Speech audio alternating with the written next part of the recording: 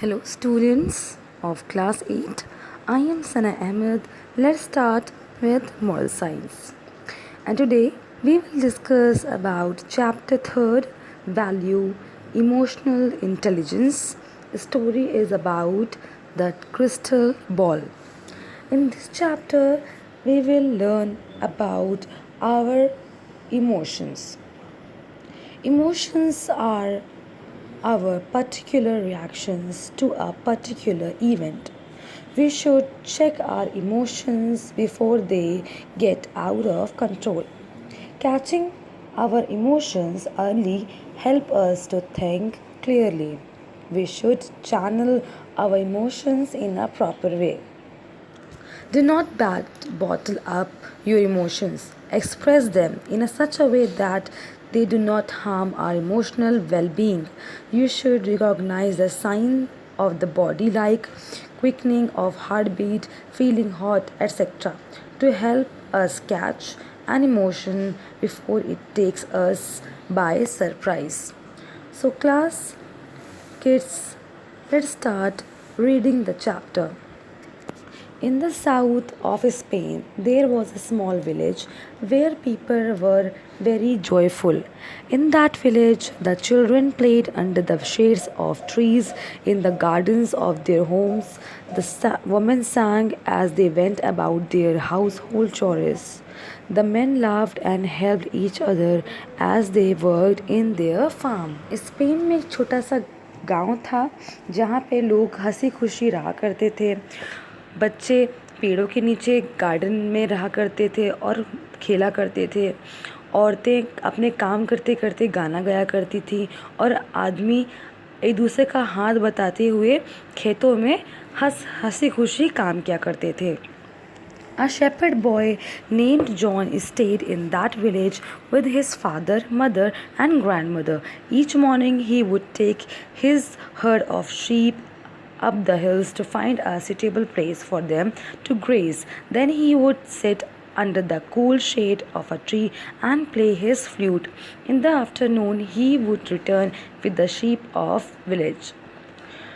Then his mother would give him food and he would go out of play with his friends. Each night his grandmother told him a story, the story of stars. John loved to hear this story. एक चरवाहा था जिसका नाम John था। वो भी उसी village में अपने मम्मी पापा और ग्रैंड मदर के साथ रहा करता था।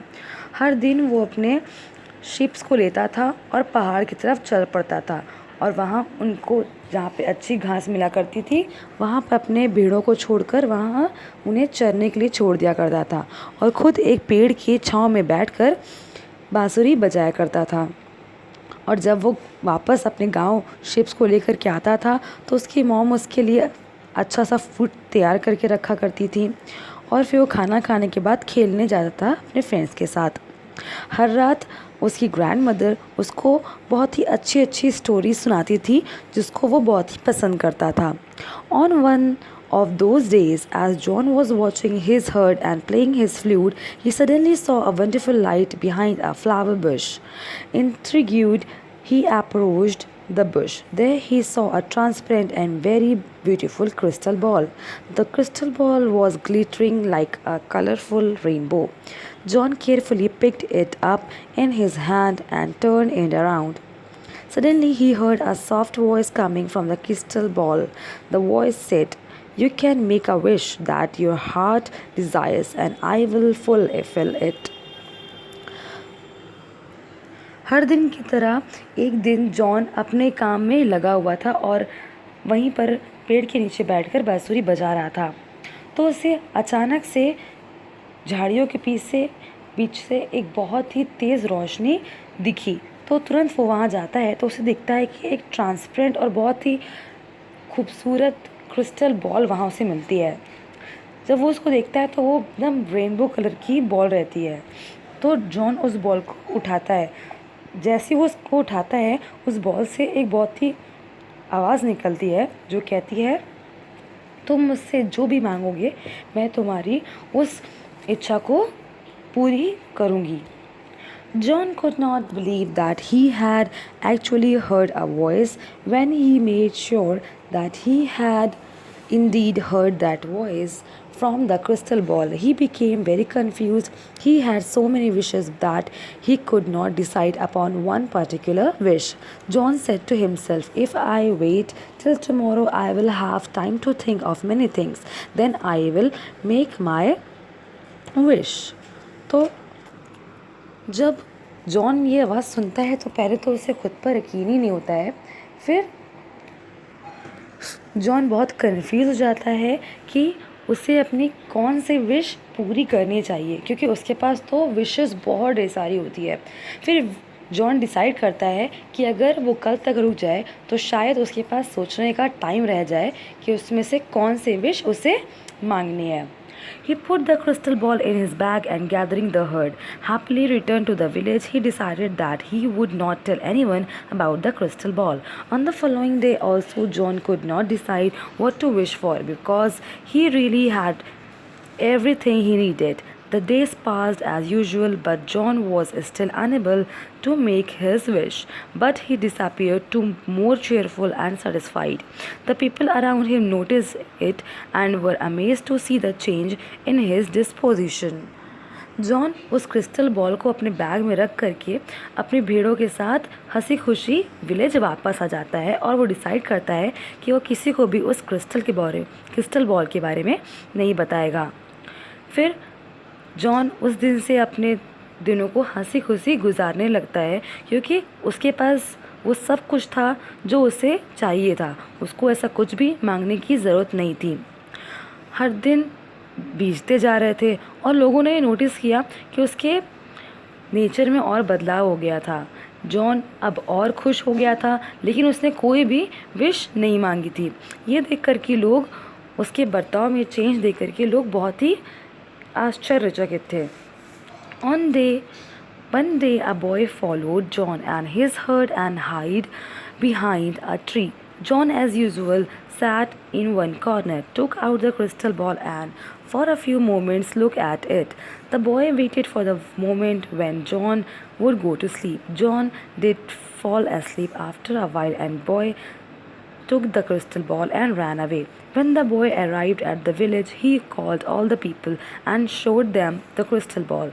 The people of that village took the village crystal ball in their hands and turned it around with surprise. Suddenly they heard a voice from inside the crystal ball which said, "I can fulfill your one wish." एक दिन एक लड़का John को उसके हिल तक उसे follow करता है और जा कर के पेड़ के पीछे जाकर छुप जाता है।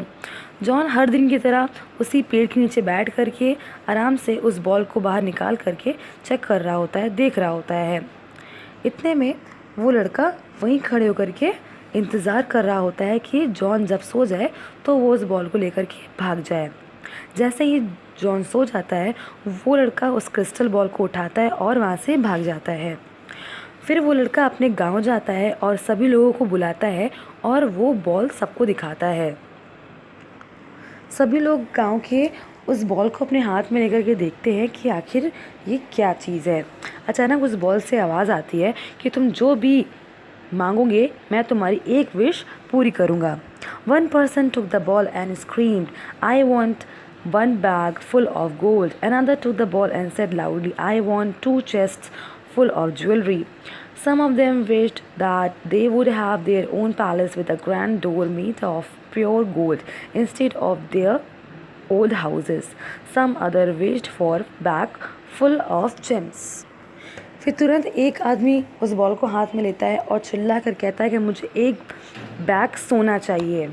फिर दूसरा आदमी इस बॉल को लेता है और फिर कहता है मुझे 2 तिजोरी ज्वेलरीज चाहिए। फिर इसी तरीके से हर एक विलेजर अपनी विशेस पूरी कराता है। कोई कहता है मुझे ग्रैंड पैलेसेस चाहिए, कोई कहता है कि उसे 2 बैग फुल जेम्स चाहिए। सब अपनी अपनी विशेस फुलफिल उस क्रिस्टल बॉल से करवाते हैं। All their wishes were fulfilled, but now the people of the village were not happy. They were jealous of each other because the people person that had a palace had no gold, and the person that had a gold had no palace. For this reason, they were angry with one another and stopped speaking to each other. The gardens in the village where children used to play were no more. There were palaces and huge houses everywhere. The children became terribly unhappy. People kept the doors to their homes shut all the time, fearing someone would steal their wealth. This made them isolated and earlier bonhomie among the people of that village seemed to have lost. The emotions of joy and contentment were replaced by anger, resentment, jealousy, and fear. Only John and his family were still happy and contented. Every morning and afternoon, John would play the flute as before. सभी villages की विशेष पूरी हो जाती है, लेकिन कोई भी गांव का आदमी खुश नहीं होता है, क्योंकि वो हर एक लोगों से, हर एक दूसरे से जलस होते हैं, क्योंकि किसी के पास पैलेस है तो उसके पास गोल्ड नहीं, और जिसके पास गोल्ड है उसके पास पैलेस नहीं, और इस वजह से वो सब के सब एक दूसरे से बहुत ही गुस्सा हो गए और बातचीत करना बिल्कुल बंद कर दिया था। अब जहाँ पे बच्चों के खेलने का गार्डन था, वहाँ पर जगह नहीं थी उनके खेलने की। वहाँ पर बड़े बड़े पैलेसेस, बड़े बड़े हाउसेस हर जगह हो गए थे। बच्चे एकदम डरे हुए थे और उनको कुछ भी अच्छा नहीं लग रहा था। लोग खुद को हमेशा घर के अंदर बंद करके रखते थे ताकि उनका कोई भी धन चुरा ना सके। खुद को लोगों ने घर के अंदर बंद कर दिया था और ऐसा लग रहा था कि विलेज में कोई है ही नहीं। पूरे गांव में सन्नाटा, हर जगह गुस्सा, जलिसी और डर भरा हुआ था। खुशी के तो इमोशंस ही गायब हो चुके थे। सिर्फ जॉन और जॉन की फैमिली ही खुश थी। हर दिन और हर सुबह और हर शाम जॉन हर दिन की तरह बांसुरी बजाया करता था। One day the children of the village took the crystal ball to John. The children said to John, "When we had a small village, we were all happy and joyful. Soon other people joined them. They said, in one way or another, all of us are unhappy. The luxurious palaces and jewelry have only brought us pain." When John saw that the people were really remorseful, he said, "Even though the crystal ball asked me to wish for something, I have not done it so far. But if you really want everything to return to its own place, then I can wish for it." Everyone nodded happily with their consent. John took the crystal ball in his hand, turned it around, and made his wish that the village would become the same as it was before. In a moment, the gold and jewelry were gone. The palaces disappeared, and the green gardens appeared in their place. Now the same old village, full of vibrancy and happiness, was there. Once again, the people of village started to live happily, and the children played under the shade of trees. John continued his contented life every day, now playing his flute at sunset as well. Its sweet sound could be heard throughout the beautiful green village. तो एक दिन एक बच्चा उस crystal ball को लेकर के John के पास जाता है, और सभी बच्चे कहते हैं कि जब हमारा एक छोटा सा गांव था और हम छोटे छोटे घरों में रहा करते थे, तो तब हम बहुत खुश थे। तो इतने में और भी लोग आकर के ज्वाइन कर लेते हैं, और वो कहते हैं कि अब हमारे पास बड़े बड़े पैलेसेस हैं, ज्वेलरीज हैं, लेकिन हमारे पास अभी भी खुशी नहीं है। तो जब जॉन उनकी ये बात सुनता है, उनके दुख देखता है, तो वो कहता है कि मुझे भी इस क्रिस्टल बॉल ने कहा था कि एक विश मांगो, मैं पूरी करूँगा, लेकिन मैंने कोई भी विश नहीं मांगी थी। तो मैं ये विश मांग सकता हूँ, अगर तुम लोग एग्री करो कि तुम्हारी सारी चीज़ें वापस चली जाएं और वापस जो चीज़ें थी वो वापस आ जाएं, तो मैं विश कर सकता हूँ। सभी हंसी खुशी सर हिला के बोलते हैं, हाँ तुम विश कर लो कि सब कुछ ठीक हो जाए।